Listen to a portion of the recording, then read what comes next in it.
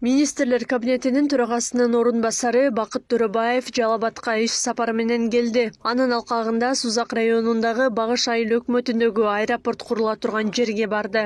Төрөбаев аба майданын куруу үчүн пландалган аянтты жарандык авиациянын өкүлдөрү менен карап чыкты. Эл аралык аэропортту курууга 360 гектар жер каралууда. Эми негизги максат бул эл аралык деңгээлдеги катмар. Негизги бул Кылтай темир жолу.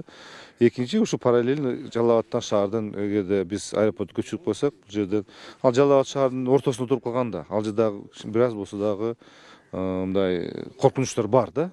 Бакыт Төрөбаев Курманбек айыл өкмөтүндөгү курулушу башталып, бирок көп жылдан бери токтоп турган Курманбек 500 каналынын абалы менен таанышты. Ошондой эле Калмакырчын айылына дарыядан суу тартып келүүнүн мүмкүндүктөрүн карап чыкты. Төрөбаев суу чыгара турган жерлерге барып, болжолдуу пландарды адистер менен талкуулады. Азыр долбоор түзүлө элек, бирок эки жол менен дарыядагы сууну айылдарга жеткирүү планы сунушталууда.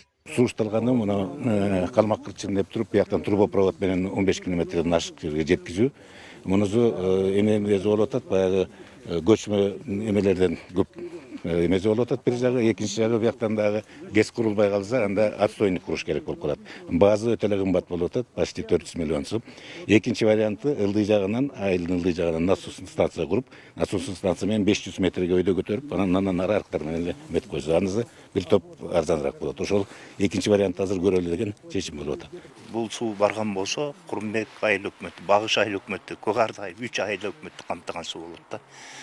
Биздин элдердин бир гана кылканды эгин эгишет. Арпа, будай, андан башка эч эгин эге болбойт. Бул суу чыккан болгон болсо, биздин калк өзүнөн өзү мындай турмуш деңгээлин оңдоп кете турган калк болуп калат да.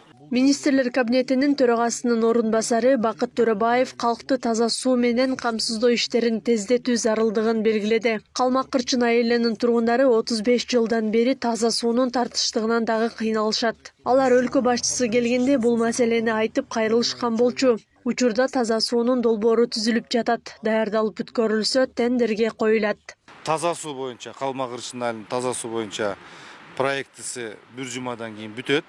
Бир жумадан кийин экспертизасы бүтөт.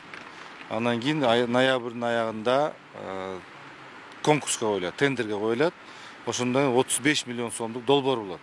Ошондо биз Калмакырчын айылды жана жакын жайгашкан жан коңуштарга биз суу бере алабыз.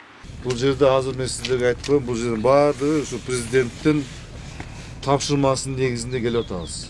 Камчыбек Кыдыршаевдин тапшырмасынын негизинде келип атабыз. Ушулар демилге көтөрүп, ушулардын көзөмөлүндө. Төрөбаев Сузак районундагы Ырыс айыл өкмөтүндөгү жаңы асфальтталган жолдун абалы менен таанышты. Төрөбаевдин Жалал Абадтагы иш сапары 2 күнгө созулат. Мындан кийин Нокен району жана Таш көмүр Майлы суу шаарларында уланат. Акылай Карабаева, Замирбек Тойчубаев, Регион.